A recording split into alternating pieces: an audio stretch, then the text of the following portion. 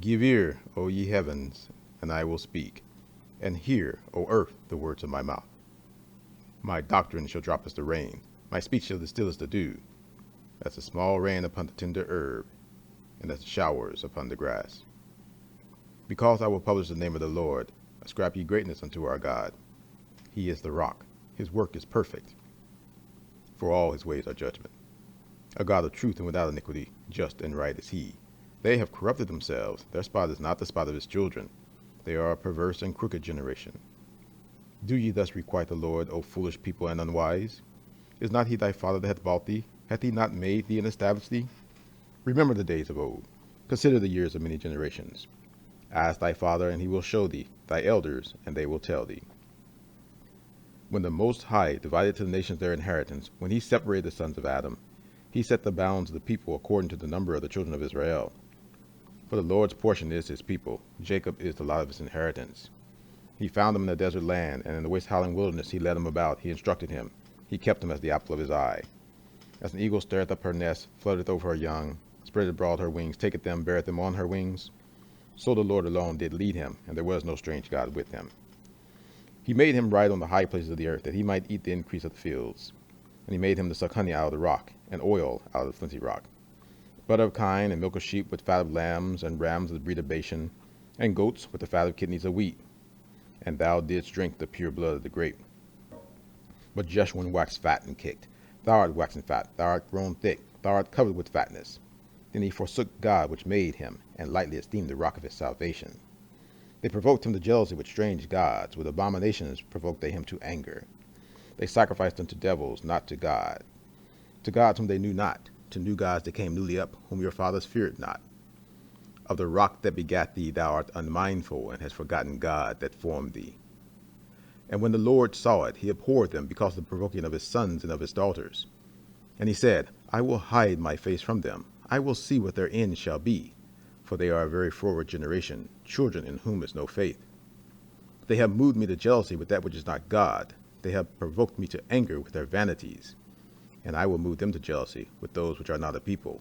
I will provoke them to anger with a foolish nation. For a fire is kindled in mine anger, and shall burn unto the lowest hell, and shall consume the earth with her increase, and set on fire the foundations of the mountains. I will heap mischiefs upon them. I will spin mine arrows upon them. They shall be burnt with hunger, and devoured with burning heat, and with bitter destruction. I will also send the teeth of beasts upon them, with the poison of serpents of the dust. The sword without and terror within shall destroy both the young man and the virgin, the suckling also with the man of gray hairs. I said I would scatter them into corners. I would make the remembrance of them to cease from among men.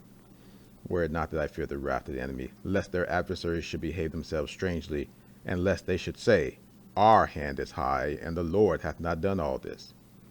For they are a nation void of counsel, neither is there any understanding in them. Oh, that they were wise, that they understood this, that they would consider their latter end. How should one chase 1,000, and two put 10,000 to flight, except their rock had sowed them, and the Lord has shut them up? For their rock is not as our rock, even our enemies themselves being judges. For their vine is of the vine of Sodom, and of the fields of Gomorrah. Their grapes are grapes of gall, their clusters are bitter. Their wine is the poison of dragons, and the cruel venom of asps. Is not this laid up in store with me, and sealed up among my treasures? To me belongeth vengeance and recompense. Their foot shall slide in due time. For the day of their calamity is at hand, and the things that shall come upon them make haste. For the Lord shall judge his people, and repent himself for his servants, when he seeth that their power is gone, and there is none shut up or left. And he shall say, Where are their gods, their rock in whom they trusted, which did eat the fat of their sacrifices, and drink the wine of their drink offerings? Let them rise up and help you, and be your protection. See now that I, even I, am he, and there is no God with me. I kill and I make alive. I wound and I heal. Neither is there any that can deliver out of my hand. For I lift up my hand to heaven and say, I live forever.